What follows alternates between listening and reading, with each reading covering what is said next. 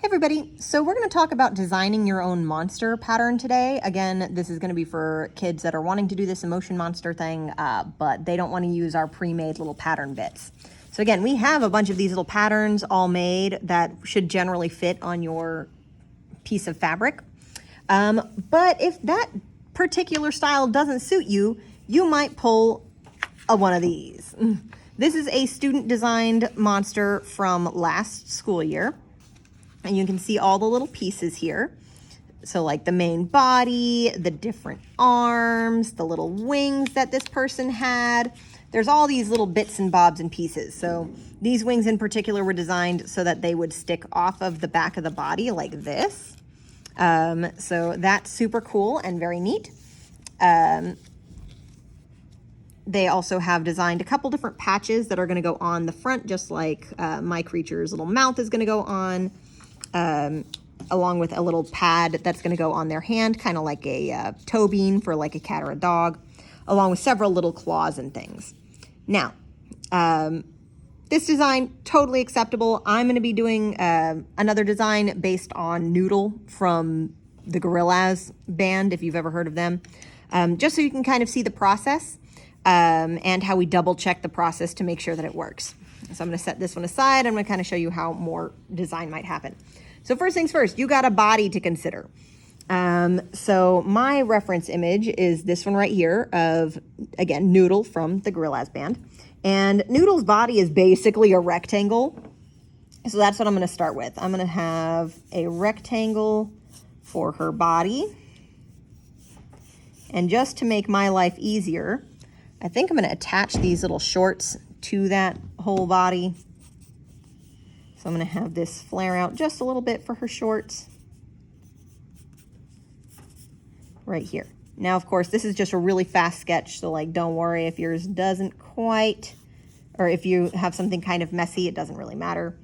And I'm also going to make my life easier by attaching a neck to the top here. So this is my body. It's got neck, torso, and the start of the legs, so her waist is somewhere around there. Now, after that, I've got to think about head. Well, I could look at it in any order, but I like to start looking at the head. And Noodle's head is fairly square, but it's slightly rounded. So I want her head to be very big because that is how the Gorillaz do. So her head's going to be like this. Or so.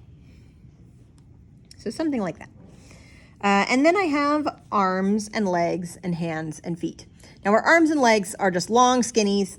So I am just going to go bananas and make all of them the same. And I'm going to have them be just long skinny tubes. Because why would I do something complex when I can do something easy? This is going to be arms and legs, which means I need to repeat it at least 4 times. Two arms and 2 legs are going to be attached that way. And then hands and feet. So let's see, hand, I'm going to do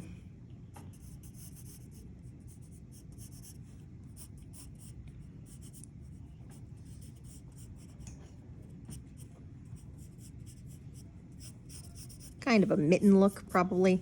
I can sew this up later to make actual finger separations, but I'm not going to worry about that yet. It'll be something like that. And I will also need feet.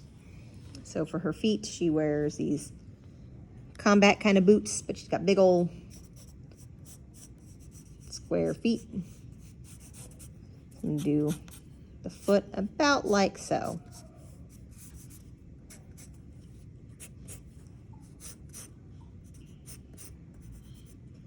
It'll look something like that.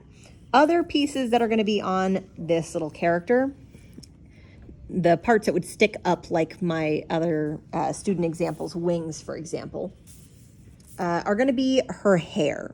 So I'm going to build her hair as separate pieces than her head, and they will fit on almost like patches and almost not. So I need her bangs, which cover most of the top of her head. So that, I'm going to make sure that it matches this curve on her head later.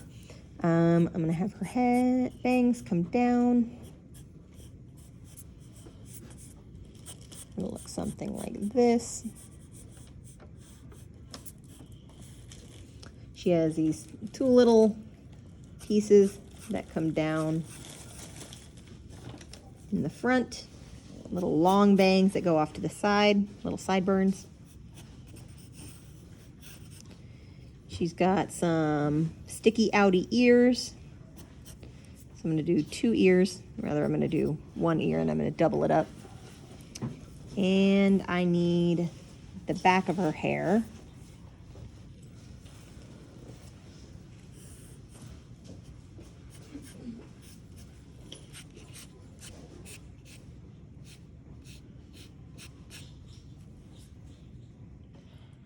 All right, so I have all of my pieces. I have kind of laid them together in the layers that they're going to be together. So you can see kind of how this would fit like so. I'd have my little, this is the back part of the hair. Back part of the hair, body, bang, hocha. Little side bangs. Bang on top. Oh my gosh, there's so many layers on that head. And then there's like little ears that are gonna go in there. So all of those are gonna go there. I've got some arms and legs.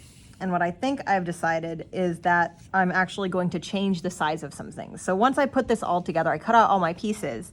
I designed them, I cut them all out, and I've been laying them together like this. I've decided a couple things. One, I actually really like the long honking legs and the gigantic feet. I think that looks hilarious, so I'm gonna keep it. Also, I think whenever I am cutting these out and tracing them out into fabric, I'm going to just kind of lay them together and make one piece like so, so that I can have that just a little bit easier on me. Instead of having to cut out so many pieces of fabric, I'll just have one larger one. But the antithesis to that is I actually want to make the arms a little bit shorter, and these hands that I originally drew are definitely too big, so I need to make them smaller. But once I make those adjustments, the next step isn't going to be too much different. So first thing I need to do is arrange all my pieces onto my pieces of fabric. You probably have a limited amount of fabric that you can use, but you can always ask your teachers, or if you don't have a limited amount of fabric, use whatever. And what I've decided is I'm gonna have all of the things that I want to be this normal color, like her skin. All of that's going to be on some of my pieces that I have elsewhere. And her hair is all gonna go on this side, and her body's gonna go right here, so that whenever I'm coloring these in, I can just kind of keep everything that's a similar color together. Let's go. All right, so I have separated out all my pieces and I've traced them out onto my fabric. You might need to do a little bit more finagling with yours depending on how you want it to be colored. Basically, I tried to pair things next to one another that were of similar colors. So for example, all of my character's hair is gonna be purple. So it's all right here on this side. Her body is going to have a stripe on it with like little black shorts. So I have that separate so I can color that together. Her legs and her arms need to be skin colored, so I'm just gonna leave them blank. I'm not gonna have any color added to this at all. Over here on this side, her face, which I attached the ears to because I realized I don't need them to be separate. That is also going to be normal colored, while her boots down here are going to be dark, either black or a very dark blue. So everything is paired together. Now, some things to make this a little easier, I did combine some things like I said I was going to. I combined some of my arm stuff with the length of the arm. And then whenever I wanted one for the other side, I did flip it over. Same thing happened with my shoes. You'll notice that I have one that is this way around and one that is this way around. That is to make sure that they are opposites. Otherwise, I'm gonna end up with literally 2 left feet. I combine the ears, as I said, and then everything else I think is the way it needs to be based on color. That way, whenever I do my color tie-dyeing, which is in our other video, those little colors will not end up smearing together too badly. All right, so at this point I can start drawing on my features, things like my character's face, draw in the details of the stripes on her shirt and things like that for embroidering on later. little details in the shoes, things like that. Any other details I want to add in now. And I also want to make a second fabric that has my same color pieces, just like I had for this other pattern piece. I have my front side, which has all my shapes on it, and I have a back side that is just a color field. I want to make matching color fields for this one, so my back and my front of my little stuffed animal creature, in this case my little noodle, will have, you know, purple hair on the front of her body and purple hair from the back of her body, so on and so forth. Anyway, so this is how to design your own little piece. If you would prefer to do that, it is a little bit more time intensive. You might need to really think about layering, how layering in the body works. You will be able to see both of my completed little stuffed animals later, both my own pattern and one that's being used from my stock patterns.